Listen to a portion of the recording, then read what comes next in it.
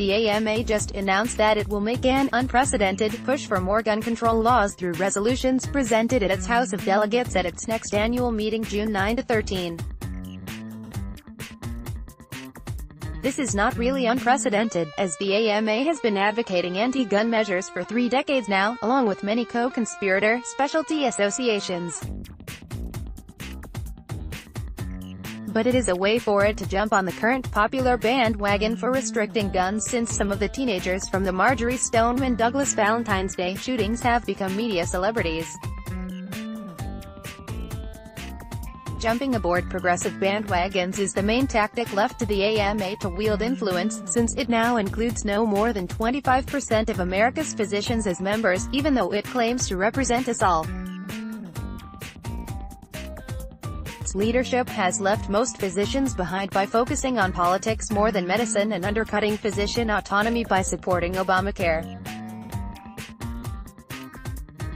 In this case, they continue denigrating the vast number of Second Amendment respecting healthcare providers by continuing to back gun control, as if anything short of full civilian disarmament would substantially reduce gun violence, let alone affect violent crime. Regarding eliminating scary assault rifles, see the latest school shooting at Santa Fe using a pump-action shotgun and a .38 caliber revolver. Regarding the consequences of handgun prohibition, see the United Kingdom, or anywhere. The AMA has a very long history of attacking guns and gun ownership as too dangerous for commoners. Rarely, members with other views get a hearing, which is then ignored. More typically, even that doesn't happen, as its governance seeks to justify positions, not develop them. It quotes manipulated data, like all anti-gun rights groups, basing this outcry on an inflated list of 2018 school shootings making the rounds, even though only a fraction of those events qualifies as attempts at mass shootings on students during school. PolitiFact occasionally gets it right. From the Forbes article, this year, here are just some of the measures doctors want the AMA to back: ban the sale of bump stocks. AMA delegates will consider supporting a ban on the sale of any device, including bump stocks, that converts a firearm into a weapon that mimics a fully automatic weapon. Strengthen the background check system for firearms. AMA delegates will consider supporting legislation that requires all gun sales and transfers to fall under strengthened regulation, ban on semi-automatic assault weapons and high-capacity ammunition magazines. AMA delegates will consider supporting a ban on the sale, transfer, manufacture and importation of assault weapons and high-capacity ammunition magazines to the public, increasing the legal age of purchasing ammunition and firearms from 18 to 21. AMA delegates will consider supporting increasing the legal age to purchase firearms and ammunition. Some corrections are in order here. First of all, here are just some of the measures the AMA wants doctors to back. Then, regarding the claim by AMA President David A. Farb, MD, that gun violence in America today is a public health crisis, DRGO has repeatedly put paid to that untruth, e.g., here.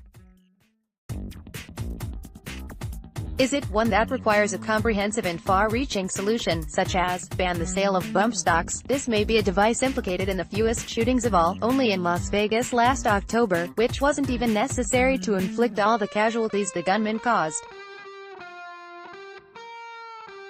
Strengthen the background check system for firearms. They mean, of course, universal registration of all firearm transfers, as of the effective date of universal background checks.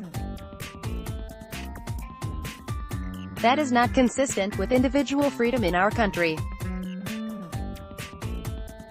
Ban on semi-automatic assault weapons and high-capacity ammunition magazines. This suggests the next step would be to ban all semi-automatic weapons, since there's not a dime's worth of difference between the function of the Ruger Mini 14, the Browning semi-automatic rifle and any AR model semi-automatic weapon. All pistols, gas-operated shotguns and even most .22 caliber plankers would be gone.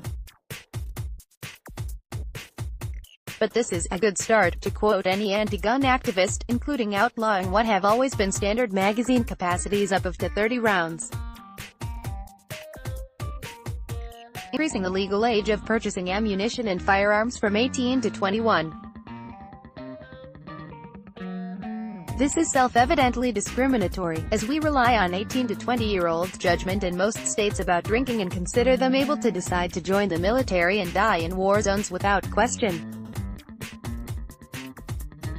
I wonder how most would vote on this question of their older betters' intent to deprive them of a constitutional right? Legislating morality has always been impossible in a diverse polity like the United States. They'll have no more luck with this than the abortion, capital punishment or immigration battles have had in uniting American opinion about them. To quote William F. Buckley Jr.'s National Review mission statement, DRGO, stands for history, yelling stop, at a time when no one is inclined to do so, or to have much patience with those who so urge it. There's progress, like ensuring a well-educated, ethical populace enjoying all the rights of individual liberty, and then there are progressives, the opposite. DRGO stands for progress. Let's not let them get away with it. DRGO editor, Robert B. Young, MD is a psychiatrist practicing in Pittsford, NY, an associate clinical professor at the University of Rochester School of Medicine, and a Distinguished Life Fellow of the American Psychiatric Association. Click here to visit Doctors for Responsible Gun Ownership. Click here to follow DRGO on Facebook.